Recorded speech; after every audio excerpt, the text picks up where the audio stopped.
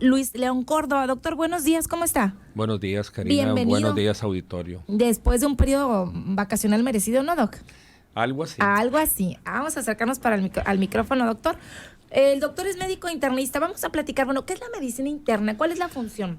Yo creo que todos recordamos que en la pandemia nos dimos cuenta de la función y la importancia de los médicos internistas. Eran los que principalmente con un grupo interdisciplinario daban las atenciones y se brincaban de hospital a hospital en el tema del COVID. Fueron clave los médicos internistas, muy pocos en el estado, por cierto, y los que estaban, de verdad, mis respetos porque atendieron a cientos de pacientes. Bueno, ¿qué es la medicina interna? Y ahorita vamos a platicar la importancia de esta medicina y cómo podemos prevenir, sobre todo en el tema de atención a adultos mayores, porque hemos visto algunas complicaciones y sobre todo porque no vamos pues con el especialista en este caso, ¿no? Con quien nos corresponda. Doctor, platíquenos, ¿qué es la medicina interna? Bueno, primeramente saludos a todos mis compañeros del Colegio de Medicina Interna de Sonora, capítulo Hermosillo.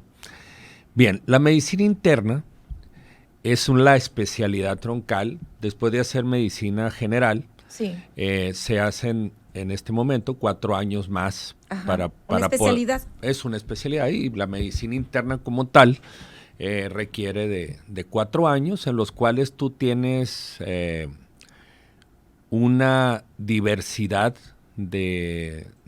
vas adquiriendo sí. Muchos de los de tus conocimientos en los diferentes subespecialidades de la medicina interna, como es cardiología, neurología, endocrinología. Es como un poquito más de todo o más especializado que un médico general, obviamente. Sí, sí. Tú eres ya médico general y haces 4 años de la medicina de adultos. Ajá, interna. Y de adultos. No, ¿Qué es adultos? No. Ajá. ¿Qué es adulto? Todo aquel que rebasa los 16 años en el Seguro Social. Ya se considera adulto después de los 16 años, ya no los ven en pediatría. Yo, cuando me preguntan qué es un internista, para que la gente sepa, es el pediatra de los adultos. De los adultos.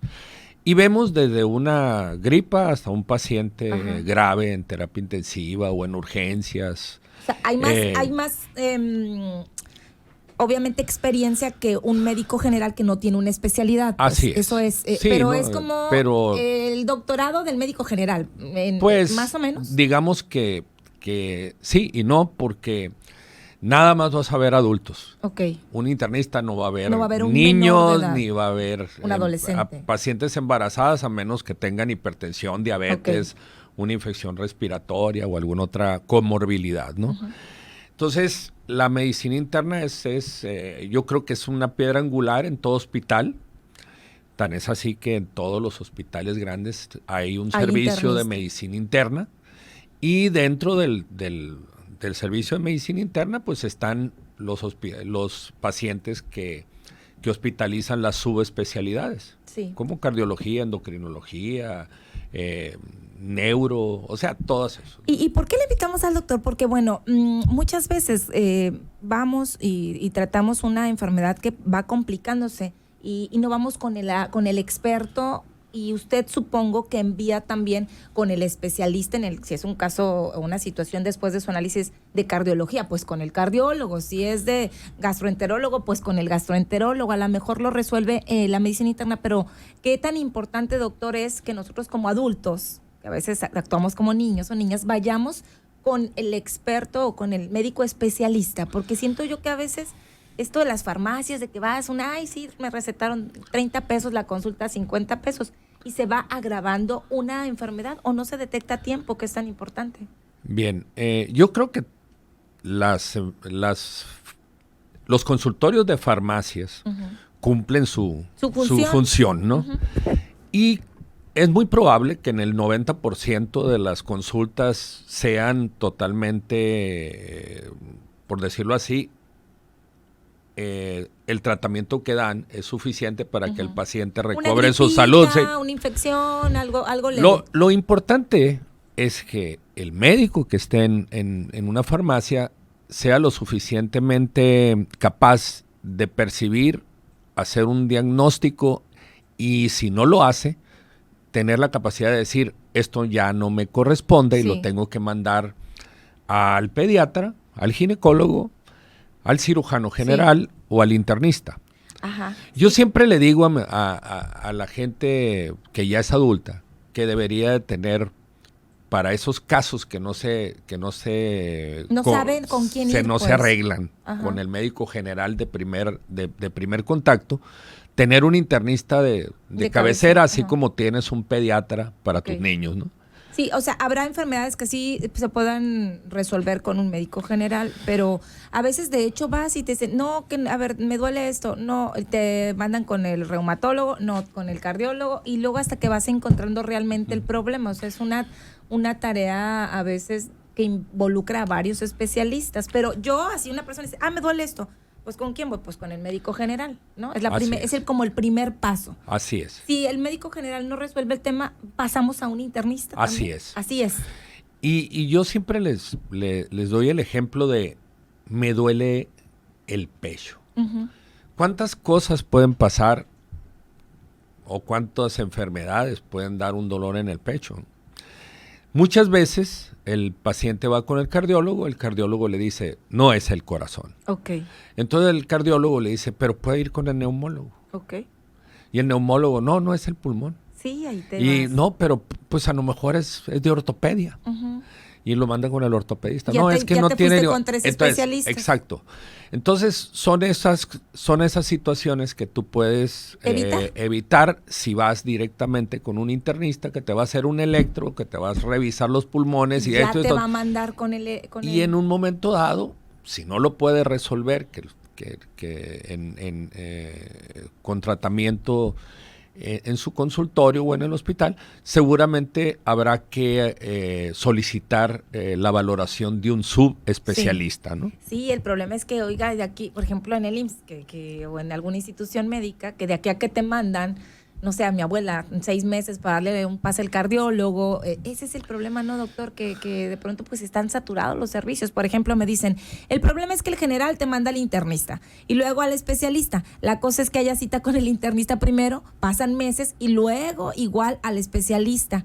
Y bueno, son protocolos, ¿no? No son culpa de los médicos, son como los protocolos o la saturación en los servicios, doctor. Bueno, nuevamente, digamos que las instituciones, uh-huh, dependiendo de cuál sea, y dependiendo del número de pacientes, de alguna manera que tienen en su servicio médico, pues van a hacer todas estas situaciones. En ocasiones hay especialidades o subespecialidades, uh-huh, que están con muchos pacientes y el diferimiento de consultas es muy largo. Es muy largo.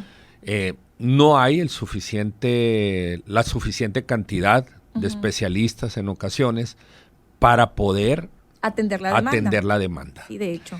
Entonces, y bueno, esto hablamos también, obviamente a veces se desespera uno, tiene el servicio y te vas a la consulta privada, pero como decimos, no sabemos exactamente a dónde o cómo qué hacer o qué recurrir. Es más o menos como también para ahorrarnos un poquito de no ir a 5 especialistas, sino a lo mejor ir primero a el pasito médico general, médico familiar y luego ya buscar el médico internista. Doctor, de los pacientes que llegan, y yo haciendo hincapié en el tema de los adultos mayores que hemos visto, que está el tema del calor, doctor, esta, uh-huh, semana, la mayoría de sus pacientes son, ¿usted tiene muchos pacientes adultos mayores o qué porcentaje? ¿Y cuáles son las principales atenciones? Pues digamos que en un 80% de mis pacientes son adultos mayores. Uh-huh. ¿Y en qué incurrimos? O sea, ¿qué no estamos haciendo bien? Bueno, la casuística, por lo que van los pacientes, generalmente son las enfermedades crónico-degenerativas más comunes, diabetes, hipertensión, osteoartritis en ocasiones, uh-huh, hipotiroidismo, neumopatías crónicas, uh-huh, problemas gástricos, generalmente gastrointestinales, y otros son como infecciones urinarias, infecciones, sí, respiratorias, y etcétera, ¿no? Pero lo básico, así, por lo que van generalmente, son las crónico-degenerativas. Y bueno, hemos platicado con personal de Cruz Roja, por ejemplo, o con socorristas, y nos dicen que una de las principales pues atenciones que se reciben al momento de una llamada de emergencia, pues son muchos adultos mayores, que al momento que se hace este cuestionario, pues son adultos mayores que se desvanecieron o que se desmayaron o que no se tomaron el medicamento o que se toman el medicamento sin desayuno previo. Esto es muy cotidiano, doctor, y ahí se va complicando la cosa, ¿no? Bien, por desgracia a veces pacientes ya, de arriba de los 75 años, sí, necesitan tener más vigilancia por los familiares en cuanto a los medicamentos. En ocasiones, tú puedes tener un paciente diabético sí, y no se toma sus medicamentos, no se puso la insulina, y obviamente a las horas va a traer 400 de azúcar, se va a sentir mal. Por lo contrario, se pueden poner la insulina o se pueden tomar su medicamento para la diabetes y estar controlado. Y no se desayunan o no comen, y entonces pasa lo contrario. Llegan y puede tener un shock hipoglucémico. Sí. Entonces, que esto es muy común, es doctor. muy común y ojo, los que toman medicamento, adultos mayores. Y hay medicamentos que definitivamente ya no puedes usar con los adultos mayores y que por desgracia se dejan a perpetuidad y empiezan a llegar a los servicios de urgencias con hipoglucemias. Y entonces pues tenemos que cambiar esos medicamentos, sí, hacer revalorar y tal vez decirle a los familiares que necesitan más de su asistencia. Ojo, pues tener ojo. Para que no esté sucediendo, porque hay pacientes que tú ves una vez y otra vez y otra vez y otra vez. Y es el mismo problema. Y cada guardia es lo mismo. Entonces, ahí es vigilancia, o sea, ¿cuántas pastillas no se toman algunos adultos mayores? Doctor, pues, son muchísimas, o el control de decir el horario, es un hábito, pues. Sí, y ahorita va muy de la mano con lo que está haciendo la farmacéutica, ¿no? Hacer polipíldoras. Sí, estas así. Donde ya tienes un medicamento para la presión, un medicamento para el azúcar y un medicamento para el colesterol en una sola tableta. Pensando que estos pacientes no nada más toman 1 o 2, hay veces varias, que toman 8. Y 8 medicamentos diferentes. ¿No? Estas cajitas donde divides también. Doctor, están las altas temperaturas. Ya para cerrar este tema, quisiéramos hablar de muchos, lo vamos a estar invitando al doctor. Pero esta semana temperaturas muy elevadas. Las recomendaciones, porque aunque pareciera que estamos ya habituados a este clima, los más perjudicados, niños, personas, sí, mujeres embarazadas y los adultos mayores. ¿Cuáles son las recomendaciones? ¿Qué cuidado? Les encanta andar en la calle algunos y las temperaturas esta semana van a estar hasta 47 grados. Pues bien, seguramente todos tenemos un adulto mayor en casa, ¿no? Entonces, mi recomendación es que no deben de salir en horas pico de calor, que pueden ser entre más o menos la 11 de la mañana y 4 de la tarde, sí, ¿no? Y si así lo hacen, pues tener la precaución de estar tomando bebidas hidratantes. Agua sobre todo, doctor. Agua y a veces sueros, ¿no? Suero bidaural de preferencia. Sí, por ejemplo. ¿Por qué? Porque el sudor, o le decimos diaforesis, pero el sudor en exceso no nada más hace que pierdas líquidos, sino pierdes sales también. Entonces muchas veces, por eso los calambres, por eso, sí, por eso el entumecimiento que hablan, ¿no? Primeramente los pacientes, por la deshidratación, no solo de agua, sino la pérdida de potasio, de calcio y de sodio, ¿no? Bueno, por acá nos dicen, todavía pertenece a la Asociación de Médicos Sin Fronteras, le dicen, he tratado de contactarlo y no he podido para la jornada de adultos mayores en Casa Madre Amable, le están comentando por acá. Sí, nosotros hacemos jornadas con médicos, sí, por la salud, ¿verdad?, de Sonora. Ok. Por la salud de Sonora. Yo voy con internista al mismo tiempo, consulta al doctor en geriatría, que ya el geriatra es el experto en las personas adultas mayores. Sí, ya es importante esto, me cita cada 3 meses, nos dicen por acá, muchísimas gracias por acá. Saludos al doctor León Córdoba, el mejor doctor internista. ¿Pagó por este, no, doctor? ¿Cuánto dio por este mensaje, no doctor? No sé, dependiendo de quién sea. Dice que es un nino. Excelente doctor, buen amante del rock y de las motos, sí. Muy conocido y dice, bellos recuerdos que tiene de San Pedro de la Cueva. Pues sí, tenía que ser su ahijado. Sí. Bueno, doctor, quisiéramos platicar. Luego hablamos de este tema porque el tema de los sueros, ahorita que decía, muchas personas piensan que entre más sueros tomen es mejor y hay un límite en cantidad de sueros. Esto es... Mira, eso es muy importante. Ajá. Para cerrar, doctor, porque me tengo que ir a la pausa. Eso es muy importante. Hay gente que toma bebidas hidratantes sin hacer ejercicio ni estar sudando. Ajá. Que para el calor. Me ha tocado pacientes con hipertensión arterial por tener ese tipo de hábito. O sea, tú tienes que usar bebidas hidratantes, hablo de sueros y todo, si estás haciendo ejercicio, si estás expuesto a estar a la intemperie con temperaturas elevadas, ¿no? ¿Qué pasa si no y estoy consumiendo? Sí, puede ser que te suba la presión o te suba el azúcar, por las sales y el azúcar que tiene. Pues. Ok, o sea, lo recomendable es, si haces ejercicio, si estás expuesto, tomar ¿hasta qué cantidad de sueros? No, mucho depende de la cantidad de ejercicio que hagas, ¿no? Ok. Y también, si no haces... Ni tomes mejor. Ni tomes. Mejor agua. Mejor agua. Ok, bueno, ahí está. Es que yo he visto gente que se toma hasta 5, 6 de estos sueros. No, yo he tenido como unos 3, 4 pacientes con hipertensión arterial por tomar como agua de uso. Exceso. Sueros. Nada como el agua, oiga. Nada como el agua. Doctor, muchísimas gracias. Luego abordamos otros temas. Es una plática aquí general. Por acá, esos con la G, que si es usado como suero, que si se puede usar como suero. El gato.